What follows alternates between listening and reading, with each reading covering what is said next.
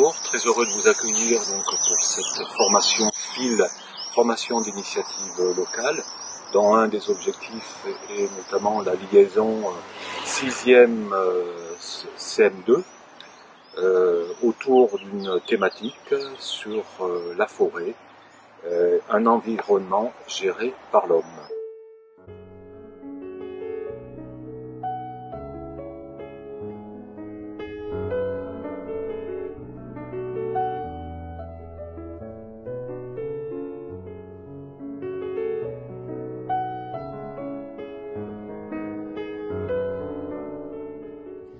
L'indice de biodiversité potentielle est un outil simple qui permet d'évaluer les potentialités d'accueil d'une parcelle forestière du point de vue de la biodiversité. Qu'est-ce qu'on peut accueillir en termes de faune et de flore dans cette parcelle forestière?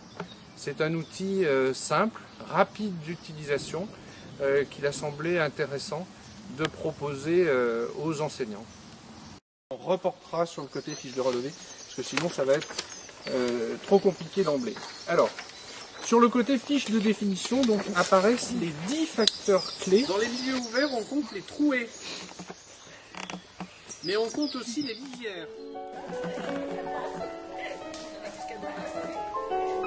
Tous les trous de pique. Donc vous avez un tronc avec un trou, ça va être compté, ça va être observé. Toutes les cavités à l'intérieur des troncs. Vous savez, parfois vous avez des troncs qui sont très torturés. Ensuite, les habitats aquatiques. Est-ce que je trouve des mares, des ruisseaux, des zones humides dans la parcelle? Et le dernier, même chose pour les milieux rocheux. Est-ce qu'il y a des gros rochers? Est-ce qu'il y a des éboulis? Est-ce qu'il y a des chaos? Est-ce qu'il y a tout un système de rochers associés?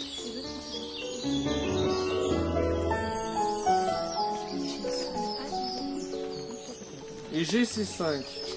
Voilà, ça monte immédiatement quand on parle de GC. Donc on voit qu'on est dans des potentialités assez fortes. Alors il y a une apparente homogénéité, mais effectivement quand on commence à regarder dans le détail, on se rend compte que tout n'est pas partout identique. D'où l'intérêt d'aller partout. Effectivement, Claudine nous a présenté cet outil-là qui est un super outil de gestion, je pense que vous l'avez bien compris. C'est un très bon outil aussi pour appréhender la biodiversité, donc pour les adultes. Et alors la question qu'on peut se poser nous maintenant, c'est est-ce qu'on peut l'utiliser, de quelle manière est-ce qu'on peut le transposer, est-ce qu'on peut l'exploiter avec nos élèves, tout niveau confondu, qu'est-ce qu'on peut en faire? Je pense qu'on peut repartir sur les mêmes critères, mais avec une trame simplifiée, avec de la documentation, avec des planches pour reconnaître les différentes espèces d'arbres. Enfin bon, après, ça peut presque s'utiliser tel quel, hein.